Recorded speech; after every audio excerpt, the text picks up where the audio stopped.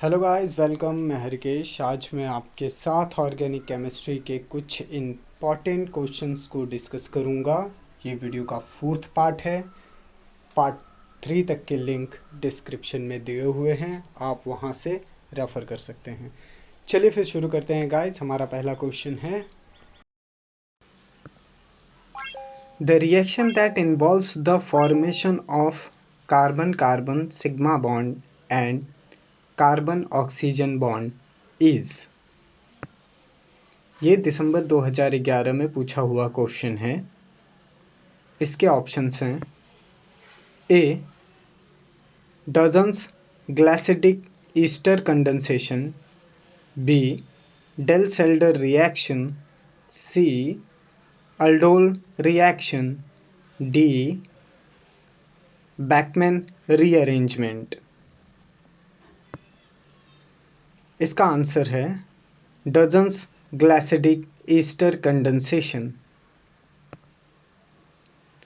Dozens glycidic ester condensation involve करता है formation of both carbon carbon and carbon oxygen bond.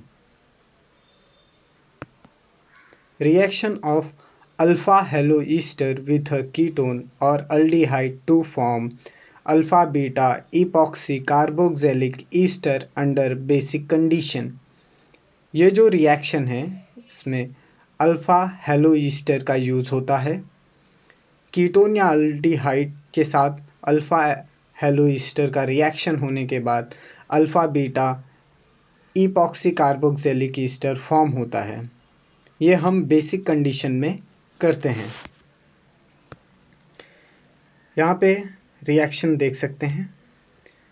यह है ketone,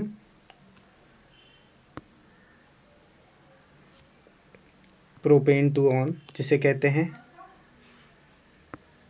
इसका रिएक्शन हुआ है अल्फा हेलो ईस्टर के साथ। देखिए ये है अल्फा कार्बन और ये है वहाँ पे हेलोजन ग्रुप, तो ये हो गया अल्फा हेलो। और ये जो पूरा ग्रुप है इसे ईस्टर कहते हैं। तो ये है इथाइल 2 क्लोरो एसीटेट, इसे अल्फा हेलो ईस्टर ग्रुप भी कहते हैं।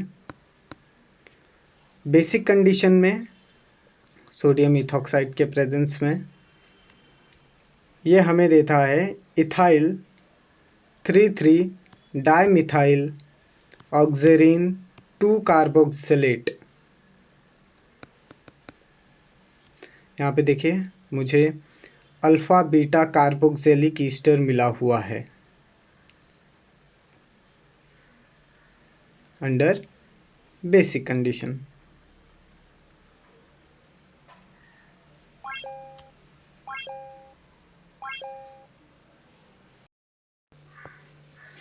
हमारा ऑप्शन बी था Diels Alder reaction.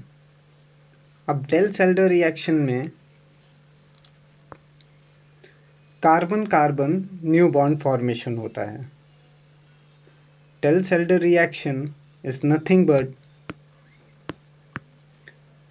2,4 concerted pericyclic reaction between dienophile and conjugated dienes for the generation of 6-member ring। Diels Alder reaction में 2,4 कंसर्टेड पेरीसाइक्लिक रिएक्शन होता है dienophile और डाइन्स के बीच में, कॉन्जुगेटेड डाइन्स के बीच में, जिससे एक 6-मेंबर्ड रिंग ऑब्टेन होता है।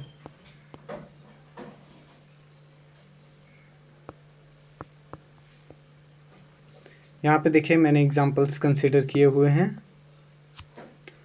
जब मैं ब्यूटा 1,3 डाइन लेता हूँ, ब्यूटा 1,3 डाइन का रिएक्शन में प्रोप 2 इन नाइट्रिल के साथ कराता हूँ एट हीटिंग, तो मुझे साइक्लोहेक्साइल 3 in 1 कार्बोनाइट्रिल ऑब्टेन होता है। ये कंसर्टेड मैकेनिज्म है। ये यहाँ पे अटैक करेगा, ये यहाँ पे बॉन्ड रेजोनेंस होगा और ये फिर से यहाँ पे आ जाएगा। ओके, यहाँ पे देखिए सेकंड एग्जांपल में ब्यूट 3-in-2-on रिएक्ट करता है 2,3-डाइमिथाइल ब्यूट 1,3-डाइन के साथ, तो मुझे 1,3,4-डाइमिथाइल साइक्लोहेक्स 3-in-1-आइल इथेन मोनॉल मिलता है। ये भी सेम है गाइज।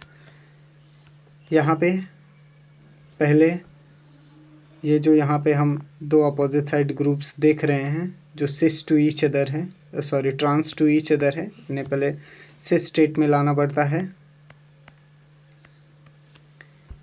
उसके बाद ये कुछ ऐसा दिखाई देगा और फिर रिएक्शन टेक प्लेस होगा।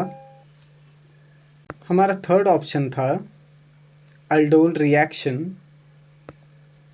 अल्डोल रिएक्शन में सीसी बॉन्ड फॉर्मेशन होता है। Enolate addition to form beta hydroxy carbonyl compound. Enolates में एडिशन होता है जिससे बीटा हाइड्रोक्सी कार्बोनाइल कंपाउंड का फॉर्मेशन होता है। एग्जाम्पल देखिए, हमने यहाँ एसीटोन ले लिया है जिसका रिएक्शन हम प्रोप्रेनल से करते हैं, यानी अगर मैं प्रोपेन 2-on को प्रोप्रेनल से रिएक्ट कराऊँ आइदर एसिड और बेसिक मीडियम, तो मुझे 4-हाइड्रोक्सी हेक्सेन 2-on मिल जाता है। ओके, ये है अल्फा कार्बन और ये है बीटा कार्बन। आप यहाँ पे देख सकते हैं बीटा कार्बन के ऊपर हाइड्रोक्सिल है, इसीलिए ये है beta hydroxy carbonyl compound. Beta hydroxy carbonyl compound is our product.